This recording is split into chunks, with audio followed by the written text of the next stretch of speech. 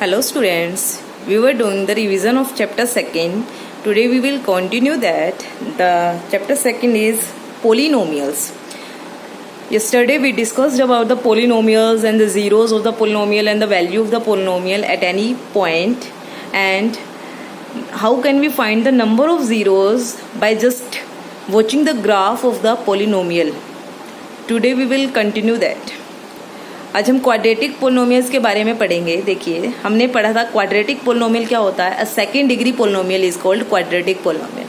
उसकी general form क्या होती है, a x square plus b x plus c and a not equal to zero.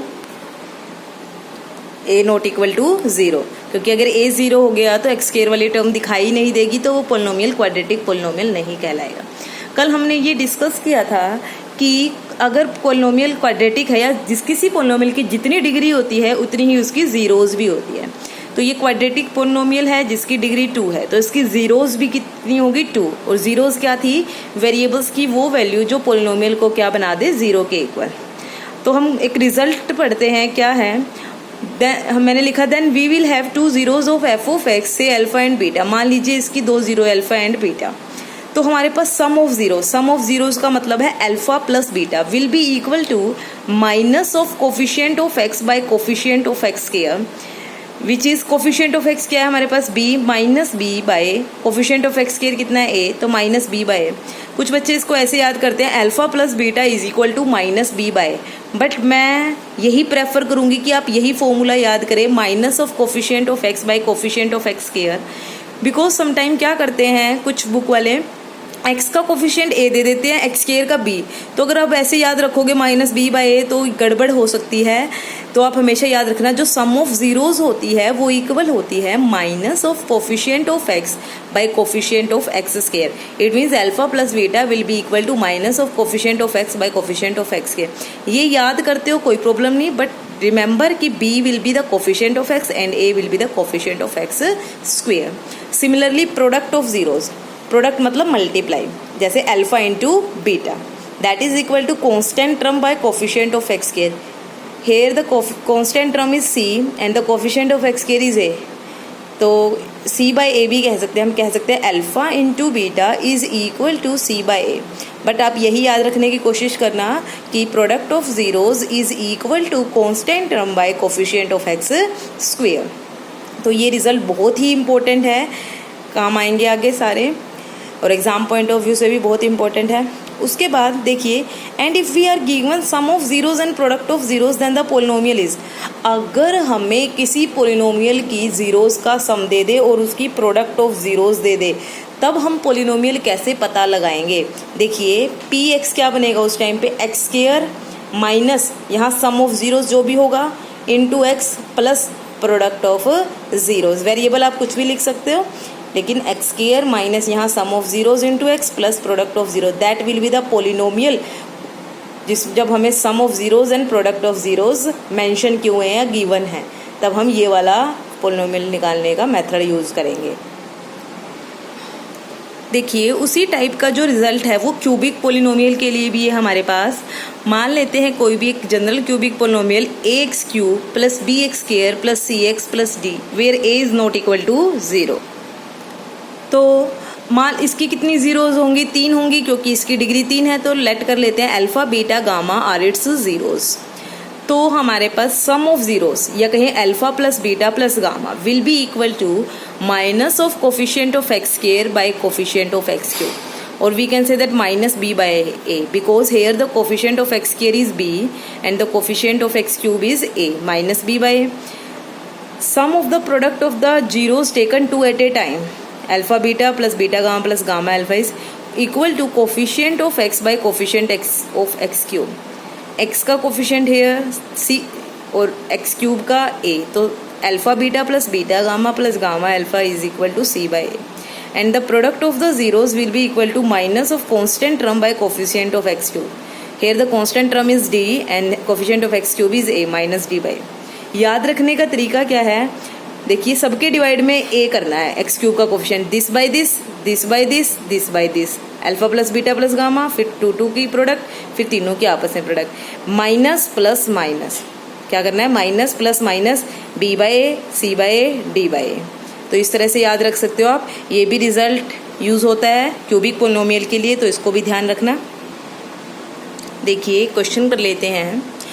First का first part कर रही हूँ मैं। हमें एक पोलिनोमियल दिया हुआ है, लेट कर लेते हैं उस पोलिनोमियल को। मैंने एफ ऑफ एक्स कर लिया, एफ नाम दे दिया और एक्स उसमें वेरिएबल था, that is x square minus 2x minus 8। हमें इसकी जीरोज फाइंड आउट करनी है, फिर जीरोज और जो कोफिशिएंट्स के बीच में रिलेशनशिप है उसको वेरीफाई करना है।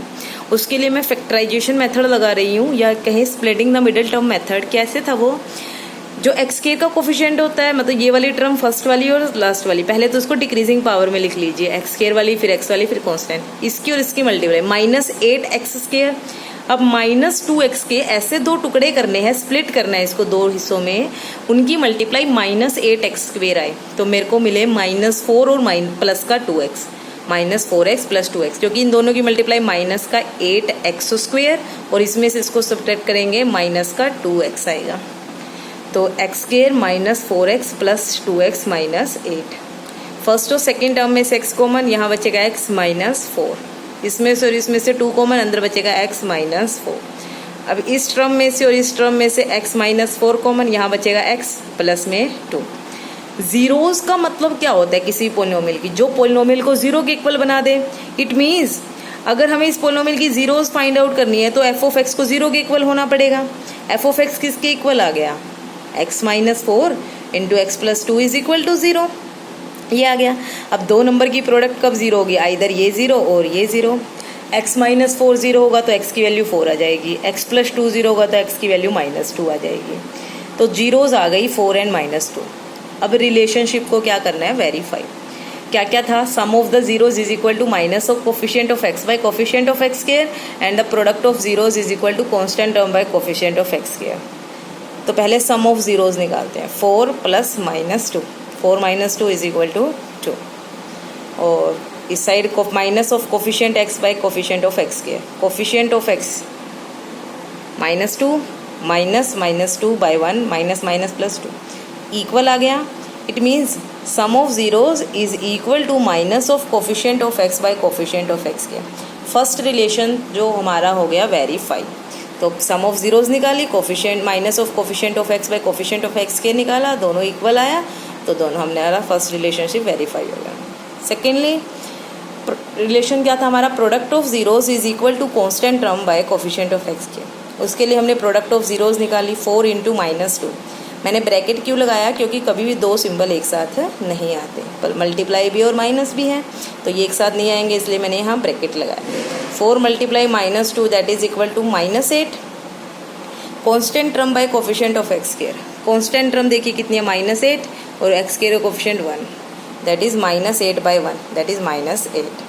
तो दोनों इक्वल आया। It means product of zeros is equal to constant term by coefficient of x square. तो ये फर्स्ट रिजल्ट था, ये सेकेंड रिजल्ट है, दोनों वेरीफाई हो गए। तो यही हमें करना था, इसकी जीरोज भी फाइंड आउट करनी थी और इसके जो दो रिजल्ट हमने किए थे, रिलेशनशिप किया था, वो भी हमें वेरीफाई करना था और वो भी वेरीफाई हो गया।